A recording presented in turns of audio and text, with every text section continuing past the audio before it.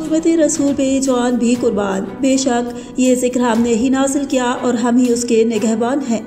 خبر شامل کریں گے لاہور سے علی رضا جان اینکر پرسن نیو نیوز کی رپورٹ کے مطابق لاہور سمیت ملک بھر کے چھوٹے بڑے شہروں میں قرآن پاک کی بے حرمتی کے خلاف احتجاج میں وکلاء سمیت دیگر کارکنان اور قرآن پاک کے چاہنے والوں کی بڑی تعداد کی شرکت۔ مال روڈ پر پی ٹی آئی جھنڈوں کی بہار آ گئی۔ سویڈن میں قرآن پاک کی بے حرمتی کے خلاف پی ٹی آئی کا احتجاج جاری، وکلاء کی بڑی تعداد احتجاج میں شریک۔ یاد رہے کہ گزشتہ روز chairman P T I Imran Khan نے قرآن پاک کی بے حرمتی کے خلاف احتجاج کی کال دی تھی۔ جمعہ کی نماز ادا کرنے کے بعد بڑی تعداد میں عاشق رسول گھروں سے باہر نکل آئے اور سویڈن کے خلاف نعرے بازی اور اس ملعون کو سزائے موت کا مطالبہ کیا۔ اس کے ساتھ ساتھ سویڈن میں کسی بھی قسم کے تعلقات کو بھی منقطع کرنے کا مطالبہ۔